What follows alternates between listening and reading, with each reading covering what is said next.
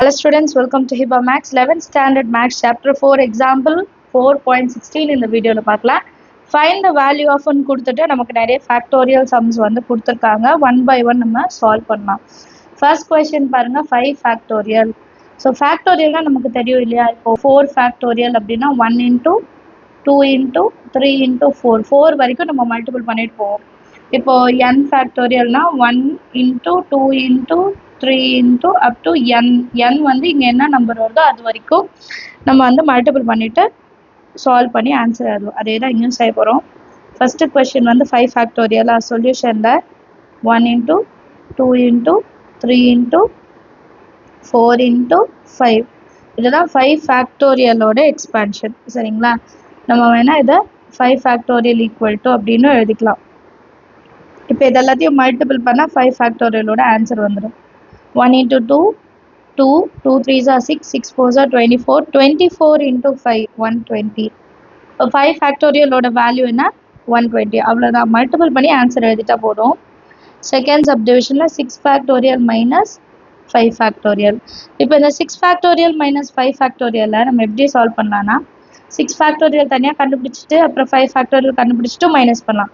அப்படி இல்லைன்னா இப்போ n ஃபேக்டோரியல் நான் எப்படி எழுதலாம்னா n minus 1 factorial into n எழுதலாம். இதெல்லாம் ஞாபகம் வச்சுக்கோங்க. அடுத்தடுத்து வர சம்ஸில் வந்து இதெல்லாம் நம்ம யூஸ் பண்ணுவோம். சரிங்களா? 6 ஃபேக்டோரியல் இப்போ n ஃபேக்டோரியல்னா n மைனஸ் 1க்கு ஃபேக்டோரியலும் இன்டூ n வந்து ஃபேக்டோரியல் இல்லாமையும் எழுதுவோம். அதாவது 6 ஃபேக்டோரியல்னா 5 ஃபேக்டோரியல் இன்டூ 6. இப்போ அடுத்து இன்டூ 6 பண்ணும்போது 6 ஃபேக்டோரியல் வந்துடும் இல்லையா? ஸோ அதுதான் நம்ம பிரித்து எழுதுகிறோம். Minus 5 factorial. இப்போ இதில் 5 ஃபேக்டோரியல் காமனாக வெளியே எடுத்தால் 6 மைனஸ் 1. 5 ஃபேக்டோரியலோட வேல்யூ ஆல்ரெடி இப்போ தான் கண்டுபிடிச்சோம். 120 into 6 minus 1 5. So 0 5 2s are 10 balance 1 5 1s are 5 600. இதுதான் 6 ஃபேக்டோரியல் மைனஸ் 5 ஃபேக்டோரியலோட வேல்யூ. அண்டர்ஸ்டாண்ட் ஆகுதா சம்ம? அடுத்த கொஸ்டின் பாருங்கள். Third subdivision 8 factorial divided by 5 factorial into 2 factorial. இப்போ இது டிவிஷனில் கொடுத்துருக்காங்க. இப்போ 8 ஃபேக்டோரியல் எப்படி எழுதலாம்னா 1 into 2 into 3 4 into 5 into 6 into 7 into 8. 5 ஃபேக்டோரியல்னா 5 வரைக்கும் வரணும் இல்லையா? So 1 into 2 into 3 into 4 into 5. 2 ஃபேக்டோரியல்னா 1 into 2. இப்போ 1 2 3 4 5 1 2 3 4 5 cancel. 2 1s are 2 3s are. Balance நமக்கு 3 into 7 into 8. 3 7s are 21. 21 into 8 வந்து 160. 8 1s are 8. சரிங்களா? இது எக்ஸ்பேண்ட் பண்ணி சால்வ் பண்ணியிருக்கேன். இது எக்ஸ்பேண்ட் பண்ணாமல் இது இன்னொரு மெத்தட். சரிங்களா? 8 ஃபேக்டோரியல் எப்படி எழுதலாம்னா 5 ஃபேக்டோரியல் இன்டூ 6 இன்டூ 7 இன்டூ 8. கரெக்டாக? நான் ஆல்ரெடி இங்கே எக்ஸ்பிளைன் பண்ணியிருந்தேன். n ஃபேக்டோரியல்னா n minus 1 factorial into n. அதே தான் இங்கேயும் 5 ஃபேக்டோரியல் அப்புறம் அதுக்கு அடுத்து வர்றதெல்லாம் எழுதுகிறோம். which is equal to divided by இப்போ நமக்கு என்ன இருக்கு 5 factorial into 2 factorial. இப்போ 5 factorial 5 factorial cancel ஆயிடுச்சுன்னா 2 factorial வந்து 2 into 1 6 into 7 into 8 divided by 1 into 2. 2 1s are 2 4s are. So 7 4s are 28. 28 into 6 same 120 168 வந்து ஆன்சர் கிடைக்கும். Understand of the sum. ரெண்டு மெத்தட்லையுமே செய்யலாம். அடுத்த கொஸ்டின் பார்க்கலாம். அடுத்த கொஸ்டின் எக்ஸாம்பிள் 4.17 சிம்பிளிஃபை அப்படின்னு கொடுத்துருக்காங்க. ஸோ இதை சிம்பிளிஃபை பண்ண போகிறோம். சொல்யூஷனில் 7 ஃபேக்டோரியல் பை 2 ஃபேக்டோரியல் இதுதான் நம்ம சிம்பிளிஃபை பண்ண போகிறோம் இல்லையா? ஸோ 7 ஃபேக்டோரியல் எப்படி எழுதலாம் 7 into 1 into 2 into 3 4 5 6 and 7. 2 factorial 1 into 2. இதையும் கேன்சல் பண்ணிவிடுங்க. ஏன்னா 1 into 2 1 into 2 சேம் இல்லையா? கேன்சல் பண்ணிவிட்டு பேலன்ஸ் இருக்கிறது மட்டும் எழுதலாம்.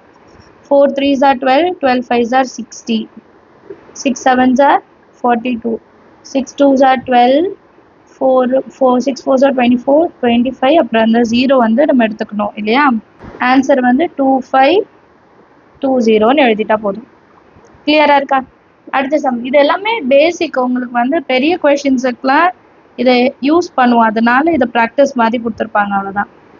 எக்ஸாம்பிள் 4.18. நெக்ஸ்ட் எக்ஸாம்பிள் பாருங்க 4.18. Evaluate n factorial by r factorial into n minus r factorial. when அப்படின்னு கொடுத்துட்டு first question n is equal to 7 r is equal to 5. n is equal to 7 r is equal to 5 அவங்களே values கொடுத்துட்டாங்க. Substitute பண்ணி answer கண்டுபிடிக்கணும். சொல்யூஷன்ல இப்போ இதை substitute பண்ணா given எல்லாமே எழுதிடலாம். n is equal to 7 r is equal to 5.